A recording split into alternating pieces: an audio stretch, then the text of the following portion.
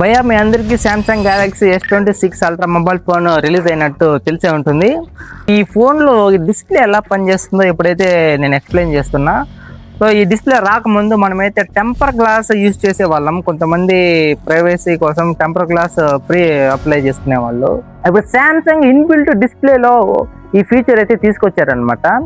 So ఇది ఎలా work చేస్తుందంటే, ఇప్పుడు నార్మల్గా ఈ డిస్ప్లేలో చిన్న చిన్న మైక్రో ఎల్ఈడీస్ అయితే ఉంటాయన్నమాట. సో ఈ ఎల్ఈడీస్ ఏమరా అంటే, ఫర్ ఎగ్జాంపుల్ మన నార్మల్గా ఇంట్లో యూజ్ చేసే లైట్ అయితే ఎలా అయితే రూమ్ మొత్తం ఎక్స్ప్లోడ్ అవుతుందో, సేమ్ అదే తీరి మన మొబైల్ డిస్ప్లేతో ఉంటుందన్నమాట. సో వీళ్ళు శాంసంగ్ వాళ్ళు ఇంజనీర్స్ ఎలా డిజైన్ చేశారంటే, ఓన్లీ ఆ పిక్సెల్స్ మనకు మాత్రమే కనిపించేలా ఒక టెక్నాలజీ అయితే తీసుకొచ్చారు.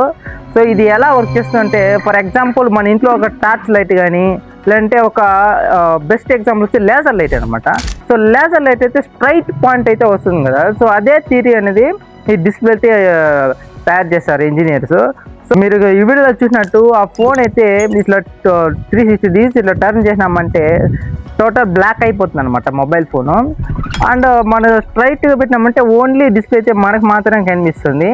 సో ఈ ఫీచర్ అయితే మనం ఏదన్నా పిన్ ఎంటర్ చేసేటప్పుడు హైడ్ చేసుకోవచ్చు, అండ్ కొన్ని యాప్స్కి నోటిఫికేషన్ హైడ్ చేసుకోవచ్చు. ఇంకా దీంతో చాలా అయితే ఫీచర్స్ అయితే ఉందన్నమాట.